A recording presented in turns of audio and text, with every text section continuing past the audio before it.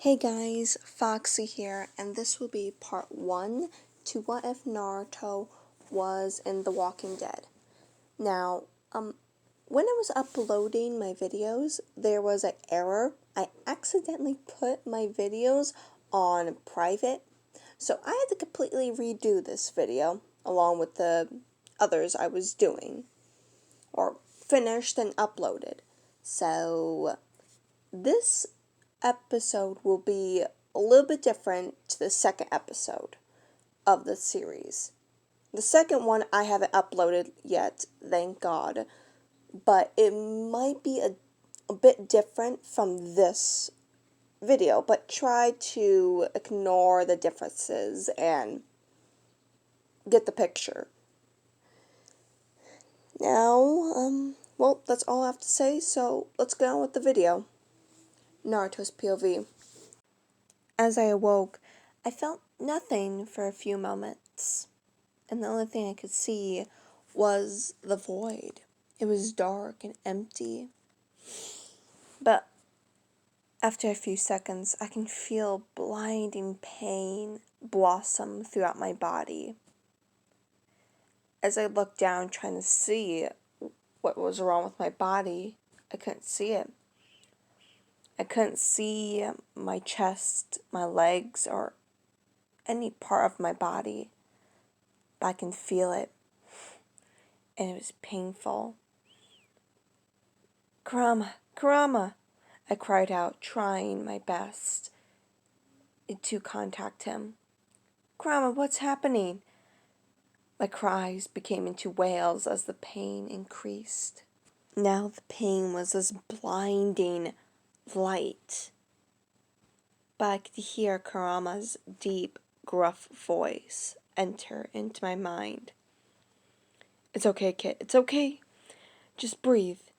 How can I breathe? It hurts, I said, as I barely could breathe. Everything was going in and out of focus. My mind was blurring. I couldn't think much longer. What happened? I cried as I wanted to curl up into myself, but I had no body to do that. Okay, I'm going to do a brief explanation. Do it quick, I cried even louder. Okay, basically you died and got sent into a portal. And I used most of my chakra to heal you and bring you back to life. But I also used some of my chakra to push us in a different direction. I have no clue where we're going, but when we pass out, I'm going to get information on the world we're going to. How do you know this? Father told me. Fine. I feel like I'm going to pass out anyways. Okay, also when you wake up, you're going to be in a different form. What do you mean, a different form? I said, irritated now. Well, you're going to revert back into your 12-year-old self. Why?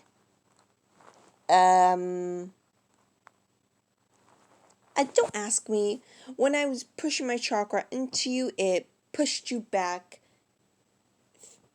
and you turned into a 12-year-old. Fine. I can't think much longer. With those words, I passed out. A few moments later, I woke up, but to the sounds of screaming and explosions. Mechanically, I ran. I didn't know where I was going. I barely could see what was in front of me, but I can feel my hands reaching out, opening a door, then shutting it, and running upstairs to another bedroom. I shut the door again. This time I fell to the ground, huffing and clutching my knees to my chest. Everything was still so painful. It took minutes for myself to be collected back together. After I was finally able to breathe and feel normal again, I looked down at myself. I was wearing different pairs of clothing. These were different from the usual ones I wore to the war. It was my old attire, bright orange and blue. Kurama, what's happening? I have no real clue, but most of the info here. Okay, any ideas why there are explosions and screams? I said as my mind was foggy. You better look out the window. I got up on shaky legs, walking towards the window. As I looked outside, to my horror, monsters were jumping on the living, biting into their flesh. I felt terror etch its way into my bones. But the thing that made me panic was when I heard the door downstairs being slammed open. I didn't take a second thought. I jumped out the window into the rooftops. What I could tell was that the undead here didn't have a lot of brain power, and their movements were stiff. So I don't think they can climb to the rooftop.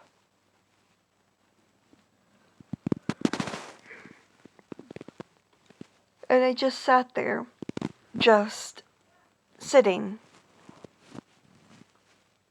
I didn't know what was happening. Okay, do you have any more info you can give me? Hold on. Kurama said as he went somewhere else in my mind. And I was left alone on the rooftop, hearing the screams of everyone. Memories of the war came into mind. I clutched my head, rocking back and forth. Usually I would be happy or something, but at this moment I felt scared, alone. I knew I was in a different universe, or planet? No clue. But I'm away from my family, away from my friends, and I know that I won't be able to get to them anytime soon. And I felt something stir in my chest, something deep. I looked towards the ground, seeing a young boy. He was around my age, and before I could jump or do anything to save him, he was already jumped on by his parents, I presume. They clawed and bit through his flesh. I just sat there on the rooftop, looking down at him. He didn't see me, thank the Lord, but I felt my chest go heavy. I felt bad.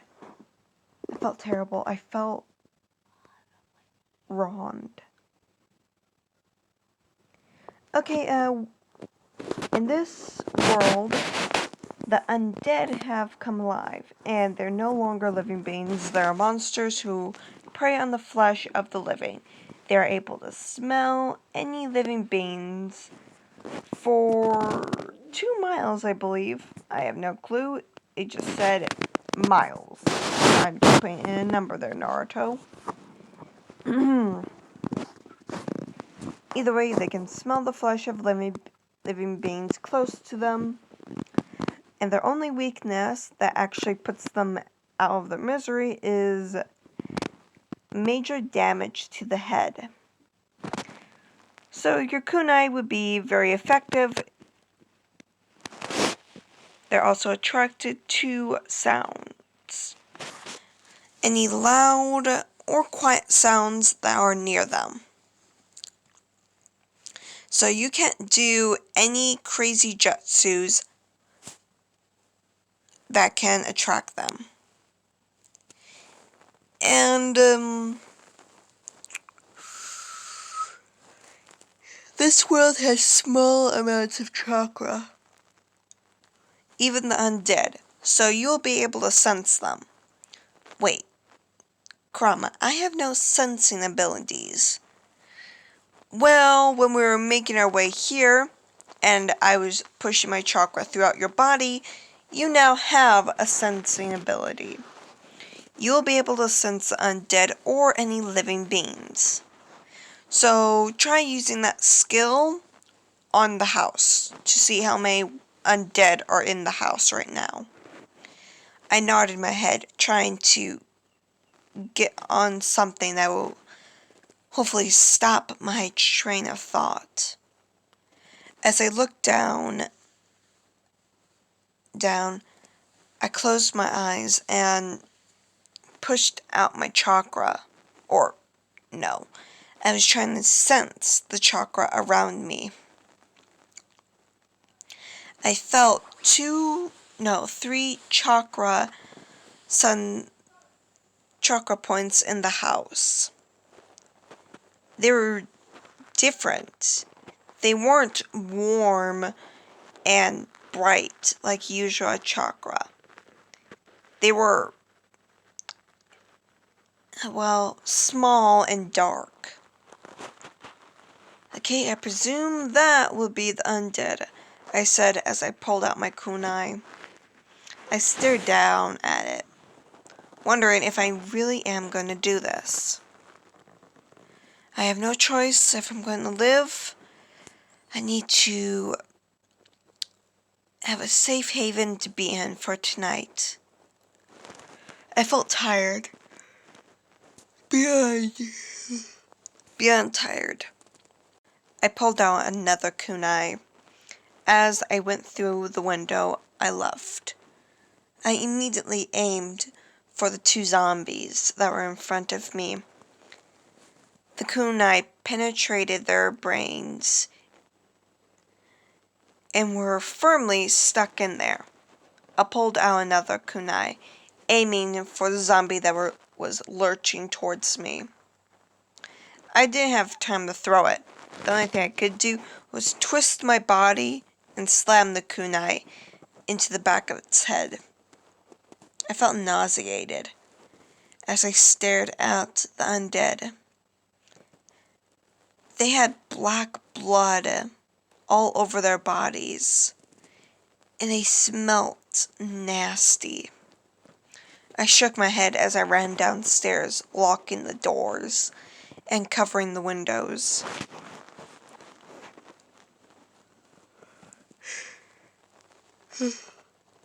Okay, what next? Okay, they can smell living beings, so I need to cover the house in the undead's blood. I pulled one of the undead and cut its flesh open. I took a rag out and carefully dumped the rag in its flesh. It immediately picked up the blood. I started to wipe down the walls, the windows, the doors with the blood. I was careful not to get on my hands. I didn't know if the blood of the affected would affect me, but I wasn't going to take any chances. 30 minutes later, the house was covered in blood, and the zombies were out of the house. I pushed them out the door, or window, just to keep a few straggling zombies away. I huffed and puffed as I sat down. I was tired, I was thirsty. Okay, Kurama, anything else you need to tell me? No. Basically all you need to do is prepare food, water, and anything else that will keep you alive. So that means weapons and a new change of clothes. Yeah. I'm gonna go back to sleep, okay? Yeah, kid, I know you do. I went to one of the bedrooms and laid in bed. As I fell into sleep, memories, or nightmares actually, came to mind. The things I had to do in my past world. I remember the stares of the villagers, how they glared and mocked me, how they hated me, but I still felt a sense of duty to protect them. Then I remembered my best moments and hardships with my team, the bad and good choices we made for each other.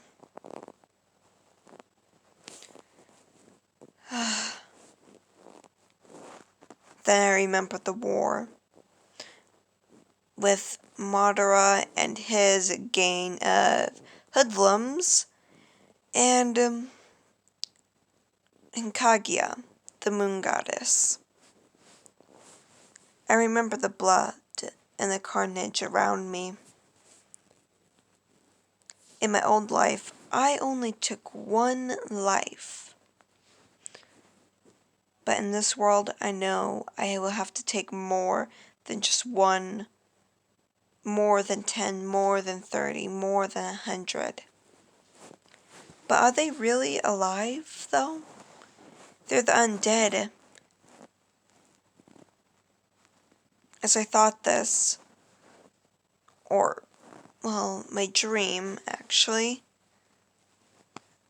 more memories, more nightmares came to mind. Everything was going down the toilet bowl for me. The more I fell into sleep. Memories, nightmares just came and went like the wind. I remembered my failure to get Sasuke when I was 12. Then I remembered the battles I had with him. I remembered the snake. I remembered Pervy Sage, Tsunade. I remembered my friends, my foes, and everything I had with them, and the nightmare I would have here. But slowly, the memories and nightmares went away as I fell into another dream of darkness. And guys, this will be the ending of part 1 of What If Naruto Was in The Walking Dead. I am sorry if this video isn't interesting. The first one I made of this episode was completely different. But, well, you know, when you make the first one of something, you can't really replace it or copy it. So, I'm sorry if this episode is bland and boring, but the second episode should be better. Either way, adios guys, and wow, I'm tired. Either way, good night and have a good night or day.